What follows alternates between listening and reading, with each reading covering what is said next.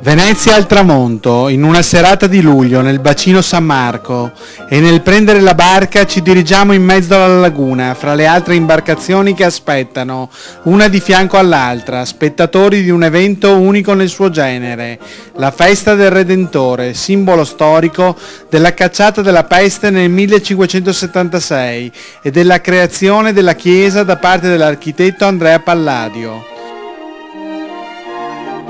L'usanza vuole che le barche siano addobbate a festa, che sopra ci sia la musica, qualcuno balla, qualcuno mangia i tipici piatti veneziani, preparati sulle rive e portati in barca insieme all'immancabile anguria.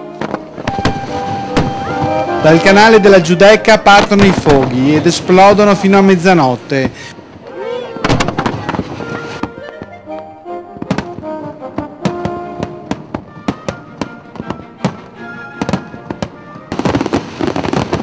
Fino al gran finale, prima di tornare tutti verso le isole, la terraferma, il lido di Venezia. E la festa continua il giorno dopo, dal ponte votivo si arriva alla chiesa del Redentore, per assistere alle regate dei pupparini e delle gondole. Questa è sicuramente la festa più importante dell'anno, ma cosa rappresenta per la gente comune?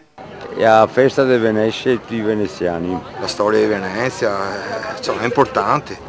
La festa nostra, insomma. Lovely. È una bellissima festa per me. Un giorno di festa. Festa grandiosa, bellissima, bellissima, guardi. È davvero eccezionale, una festa del popolo soprattutto. Fantastic, absolutely wonderful. Turisti e veneziani mescolati insieme per questa grande festa che vede arrivare curiosi da tutte le parti del mondo. Sono trevigiana. Io sono di Pordenone. From the UK. Di Mestre. Scotland, Edinburgh. My name, Laura.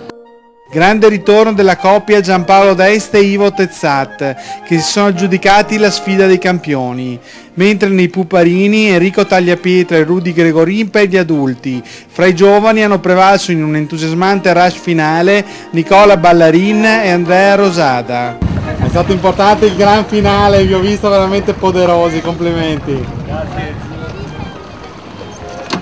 Sono troppo forti gli avversari. A chi la dedicate questa vittoria? Ai nostri allenatori. Anche la Rimiera. È stata dura? Sì, è troppo dura.